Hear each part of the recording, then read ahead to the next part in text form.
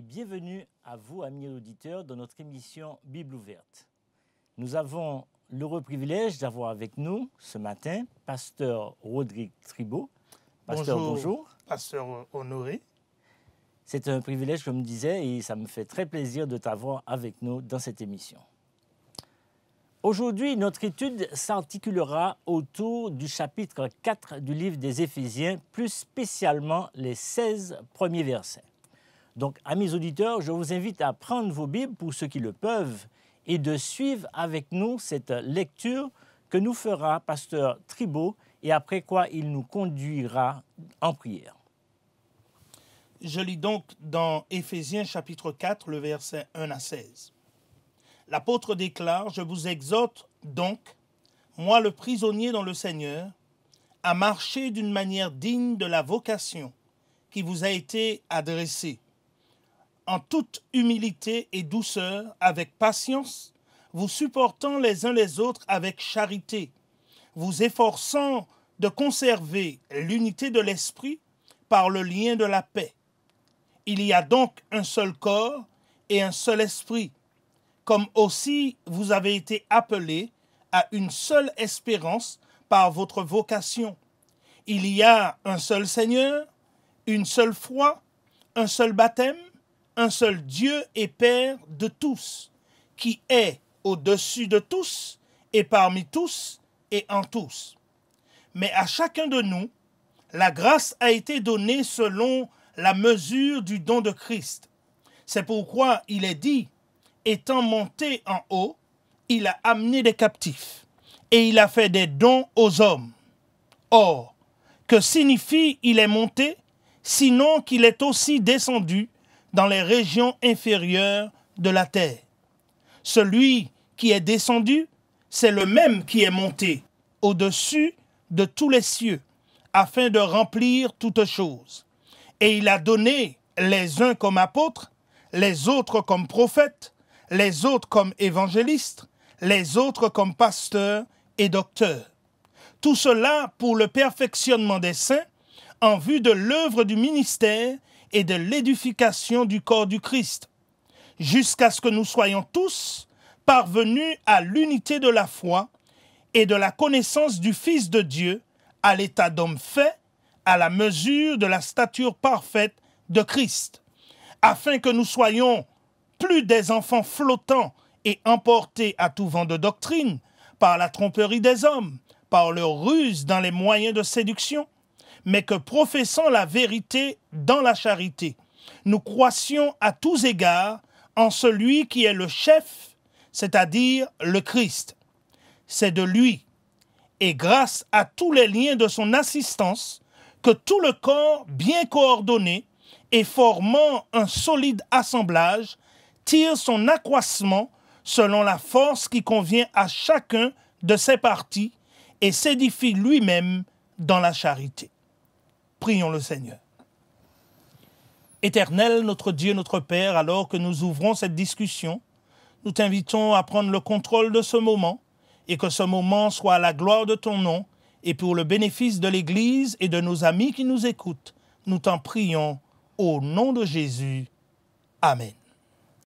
Merci beaucoup, Pasteur Tribault. Dans cette grande lecture que nous venons de faire, nous constatons que Paul donne plusieurs conseils. Il nous dit de faire certaines choses, de ne pas faire d'autres. Bien sûr, nous ne pourrons pas tous les considérer, mais la première question que j'ai envie de te poser, est-ce qu'en écrivant ces textes, est-ce que Paul a une idée fixe, c'est-à-dire une idée maîtresse qui pourrait lui servir de fil conducteur? À cette question, je répondrai que l'idée fixe de Paul, ou encore sa pensée maîtresse du verset 1er au verset 16 d'Éphésiens 4, est l'unité de l'Église. L'unité de l'Église qu'il considère dans un autre de ses épîtres comme étant le corps du Christ. Unité de l'Église, j'entends, mais est-ce que le mot « unité » dont Paul parle a le même sens pour nous aujourd'hui, sachant qu'il y a 2000 ans qui nous séparent des écrits de l'apôtre Paul?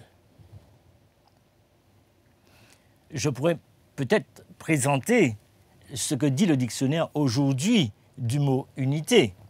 Il dit ceci: caractère de ce qui est considéré comme formant un tout dont les diverses parties concourent à constituer un ensemble indivisible. Cette définition du dictionnaire fait écho à la définition imagée de Paul de l'unité. Dans Romains 12, le verset 4 à 5, où Paul utilise le corps humain pour faciliter la compréhension de ses propos. Dans Romains 12, le verset 4 à 5, l'apôtre déclare ce qui suit. Il dit « Car, comme nous avons plusieurs membres dans un seul corps, et que tous les membres n'ont pas la même fonction, ainsi, nous qui sommes plusieurs, nous formons un seul corps en Christ, et nous sommes tous membres les uns des autres. » L'image du corps humain ici, pour Paul, représente bien l'unité, car tous les organes sont différents, et pourtant, ils évoluent tous ensemble pour le bon fonctionnement du corps humain. Ça, c'est l'unité. Merci. En effet, cette métaphore du corps humain illustre parfaitement la notion de l'unité.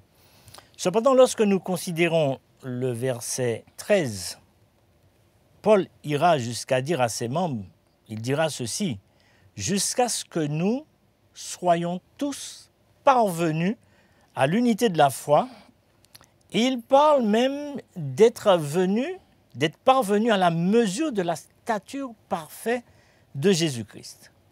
Pasteur Tribault, tu es pasteur d'église. Paul est pasteur de l'église d'Éphèse. Est-ce que tu pourrais partager avec nous le secret qu'ont les hommes de Dieu de cette haute vision, dirais-je, de l'unité de l'Église? Le secret. Le secret d'une telle vision de l'unité et la capacité qu'ont les hommes de Dieu de pouvoir la transmettre à l'Église nous est donné par Paul lui-même au verset 1er d'Éphésiens 4. Lorsqu'il dit « Je vous exhorte donc, moi le prisonnier du Seigneur, à marcher d'une manière digne de la vocation qui vous a été adressée. » Le secret d'une telle vision de l'unité a beaucoup à voir avec la compréhension de Paul dans sa relation avec le Christ. Il se considère comme un prisonnier du Seigneur. Et ici, la notion de prisonnier au verset 1er nous aide à comprendre que Paul, dans sa relation avec Jésus, était tributaire de Jésus-Christ pour tout ce qu'il faisait, disait ou pensait. En d'autres termes, nous pouvons dire que Paul était arrivé à un tel niveau dans sa relation avec le Christ que sa respiration était devenue la respiration du Christ. Ses paroles étaient devenues les paroles du Christ. Ses pensées et ses actions étaient devenues les pensées et les actions de Christ. Et même sa vision de l'Église était la vision du Christ pour l'Église. En d'autres termes, sa vie était cachée en Christ. Et c'est le Christ qui vivait à travers lui. C'est une réalité. Et il présente cette réalité dans Galates 2, le verset 20, en ces termes. « J'ai été crucifié avec Christ. Et si je vis aujourd'hui, ce n'est plus moi qui vis, c'est Christ qui vit en moi. » Donc, pour être unis dans l'Église, qui est le corps du Christ, nous devons tous devenir comme l'apôtre Paul, devenir des prisonniers du Christ. Nous gagnerons de collaborer étroitement avec lui.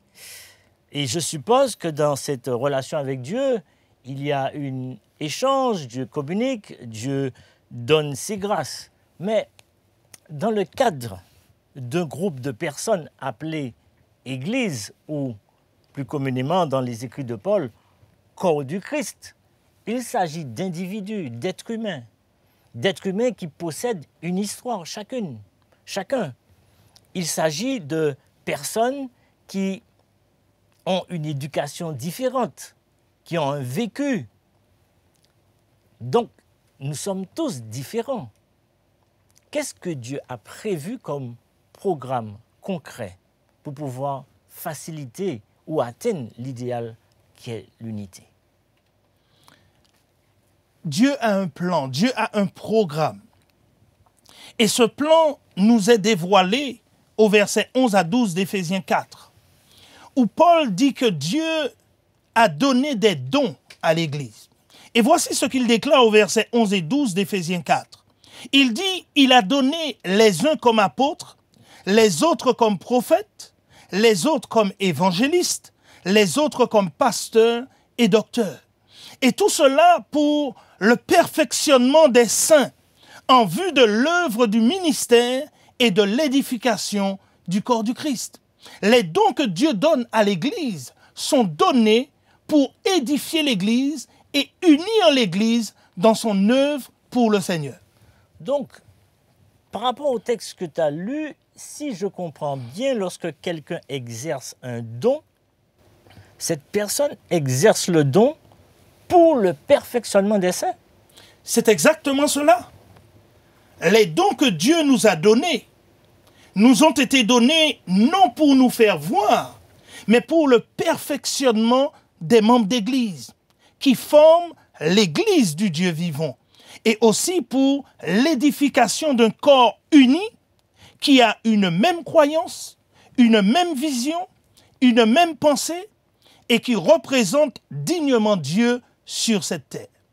Cette idée d'unité est présentée au verset 4 à 6 du chapitre 4 d'Éphésiens en ces termes. Il y a un seul corps, un seul Dieu, un seul esprit. Il y a aussi une seule espérance. Il y a un seul Seigneur, une seule foi du moins, un seul baptême, un seul Dieu et Père de tous, qui est au-dessus de tous, parmi tous et en tous. Oui, j'entends, mais Pasteur Thibault, lorsque qu'une personne quelconque exerce un don avec efficacité, ne sommes-nous pas tentés de dire que c'est nous qui faisons la chose, que c'est nous qui touchons les cœurs? Comme tu le dis, nous pouvons être tentés de le dire. Nous pouvons être tentés de dire que c'est moi qui fais les choses.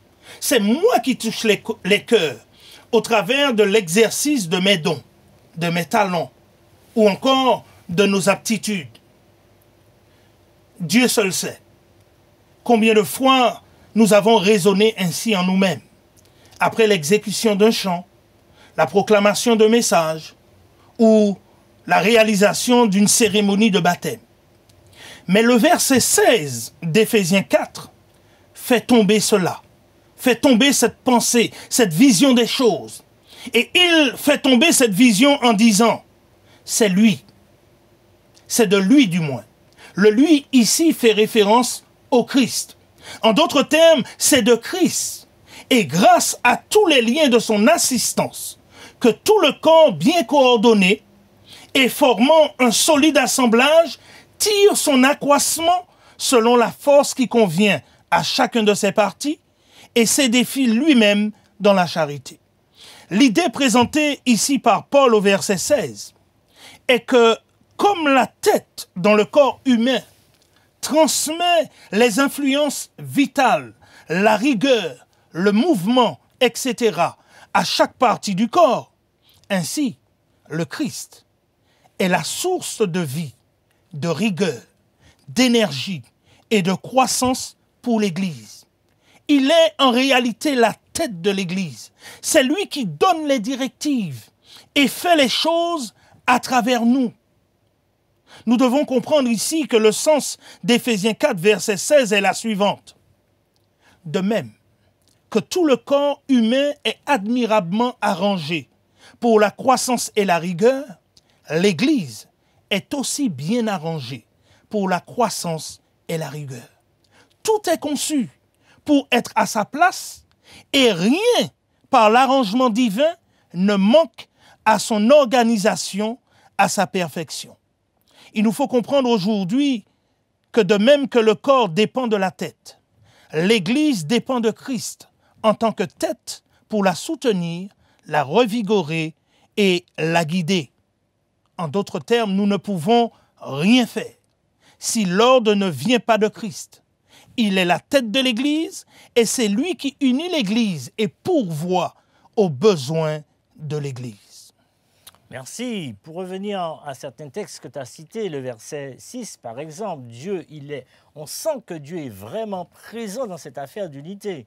Il est au milieu de tous, il est en tous, il est le Père de tous. Au verset 11, il distribue les dons à tous. Et en plus, le but des dons, on l'a vu, c'est pour le perfectionnement des saints, pour que chacun s'améliore. Et puis, tu viens de citer, c'est quand même grâce à Christ et au lien de son assistance que la chose peut être réalisable. Mais là, Paul parle, il y a 2000 ans de cela.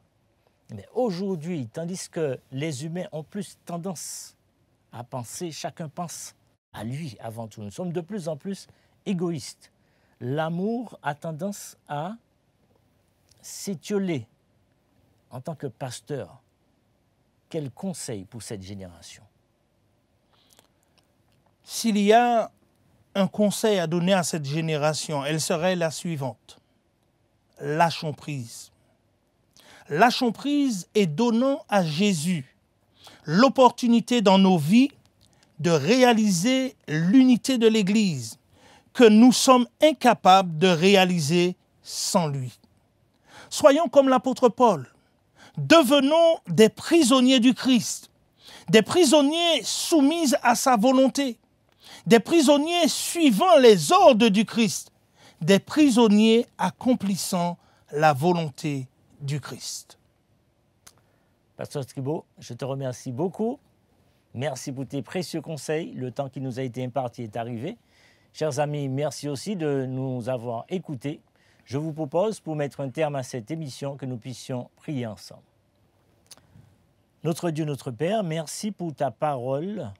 Merci pour la Bible et les précieux conseils que tu as mis à l'intérieur pour nous.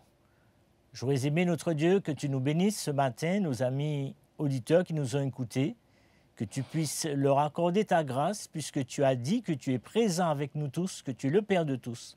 Fais-nous du bien, Seigneur, et aide-nous à rester unis. Aide-nous à apprendre à nous apprécier en tant qu'humains, à nous entraider. Nous te prions au nom de Jésus. Amen. Amen.